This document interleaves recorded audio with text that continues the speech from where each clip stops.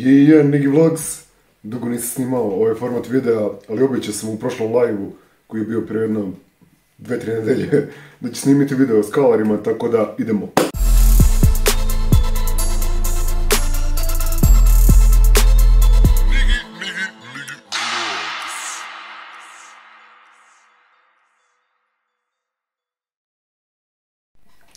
Dakle, nisam dugo snimao nikakve videa, pogotovo o akvaristici, i nemam vremena. Jel radim sad, treba plaćati račune, onda izađem negdje i eto, nemam nikad vremena, ali moram malo da se posvetim sebi, da prestanem da izlazim, da gubim vrijeme po kafićima i to. Nego idemo na skalare. Dakle, skalari su najpoznatija vrsta ciklida, verovatno, kod nas, a i u svetu. Zato što drže ih svi, lako se uzgajaju, relativno lako, relativno su mirni, lepi su, neobični su baš za držanje i dosta ljudi ih kupi kao i prve ribe, što možda i nije baš pametno, ali eto, prodaju se na veliko i u velikim količinama, ima ih svaka akvaristička radnja u Srbiji. Dakle, skalari su ciklidi iz porodice ciklida široke, koja ima jedno par hiljada vrsta širom Afrike i Amerike, centralne i južne, ali dakle, skalari dolaze iz Južne Amerike. Mada ovi domaći skalari, to je skalari koji se prodaju kod nas u radnjama, nisu divlji, dakle, nego su uzgojeni u zarobljeništvu i u mnogim varijantama, kao što su trikolor, zlatna, plava, crna, mramorna, ne znam, jesu počeli ove GMO skalare sad da prodaju, ne pratim baš akvaristiku i to, možda su počeli sad i fluorescentne, kao što prodaju tetre i te zebrice.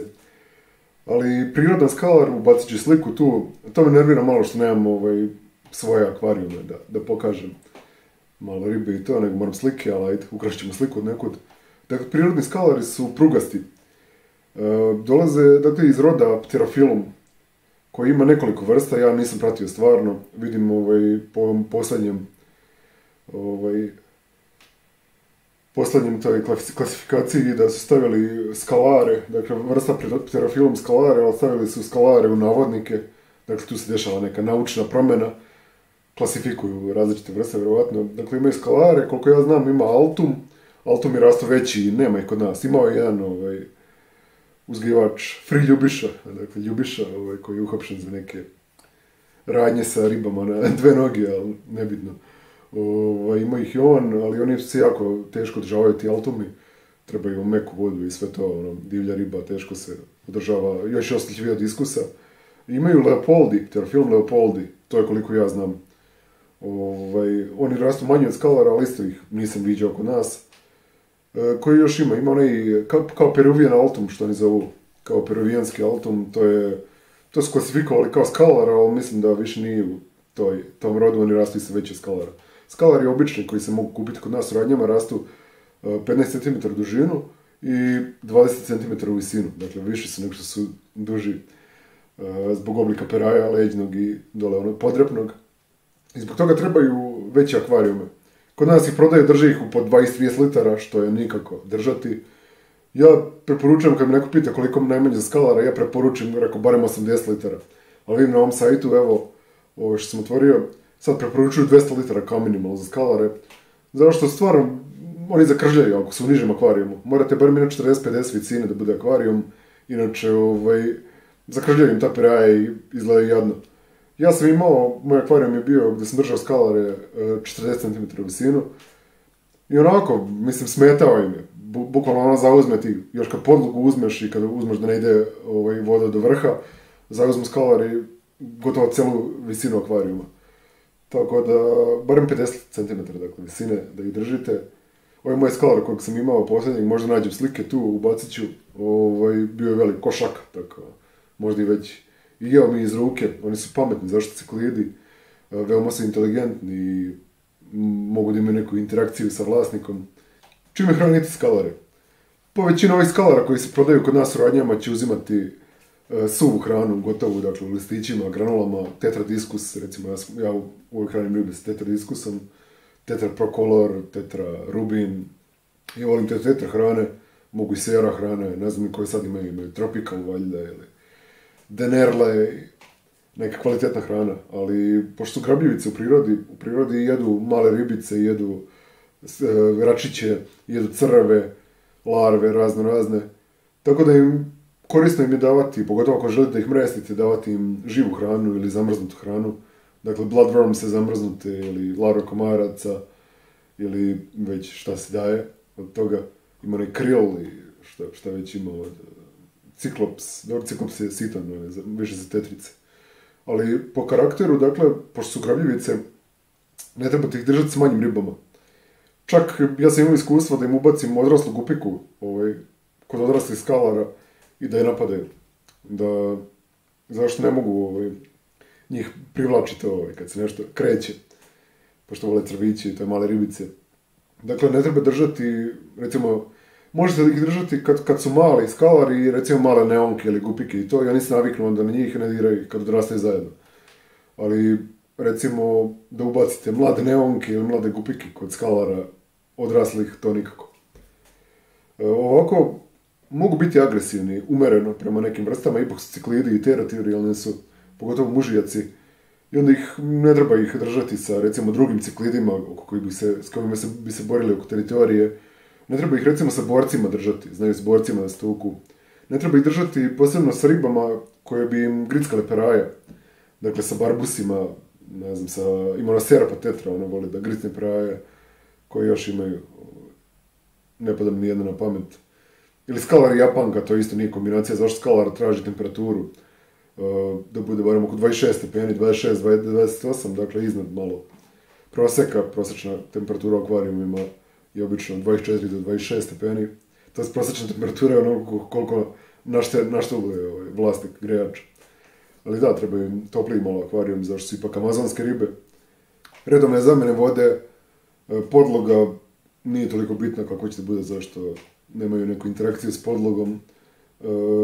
Bilja, trebalo bi da bude bilja, ali da bude prostora da skalari plivaju, ali svakako se osjećaju sigurnije ako je u pozadini bilje. Recimo amazonke, što korisno i tokom mresta, to će malo kasnije. Dakle, sam mrest skalara, mogu da se mreste na listovima amazonke. Korenje je neko klasičan amazonski akvarijum. Mu napravite nikako ne dvorce, igračkice i to gdje može skalar da se ogrebe. S kojim ribama ih možete držati? Pa možete ih držati sa nekim malo većim tetricama, sa recimo razborama, sa platikama, gupikama, dobro gupike ako su veće, dakle da ih ne pojede. Što još možete? Koridorasi, dobro, ancistrus. S kojim još ribom ih ne treba držati? Recimo sa amonijerom, to je kineski algar, oni zovu Chinese alligator. Zašto on se kači na skalare i gricka ih. Što se tiče razmnožavanja skalara, dakle skalari kao većina ciklida mreste se u parovima i čuvaju svoje mlade, tako da treba im obezbediti ili odvojen akvarijum, naravno, to bi bilo najidealnije, ili nekako pregraditi akvarijum. Ja sam to pokušavao, ali nikad nisam odgajio mlade. Kupio sam kod staklereca jednu stranicu koja je malo kraća od moje širine akvarijuma, ali to je bio mali akvarijum, bio 40 litara, 45 litara. I pregradio sam onako, ali nikad nisam uspio da ih sačuvam male. Dakle, mužjak i ženka će se odvojiti i oni se kao uparuju za ceo život. Dakle, budu ceo život zajedno mužjak i ženka.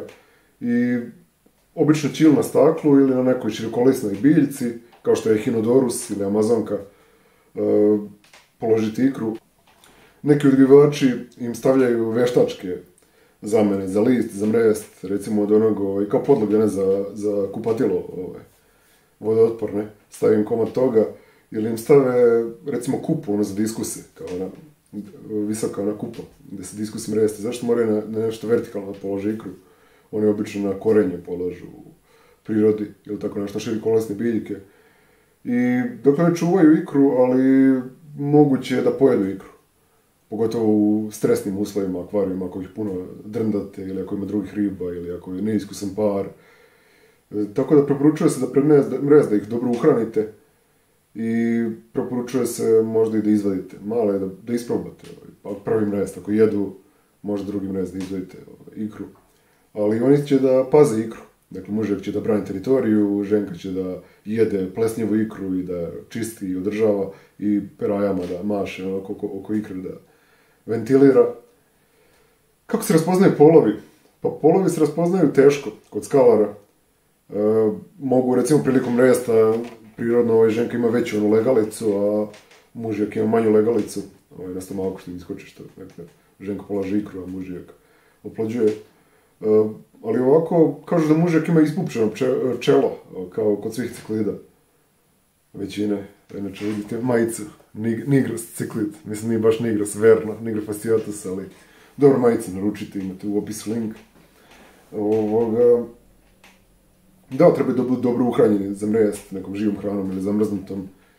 Mali, kad proplivaju, dakle oni ih čuvaju ih dok ne proplivaju. I kad proplivaju isto, onako, lepo je vidjeti par skalara i oko njih pliva njihovo potomstvo.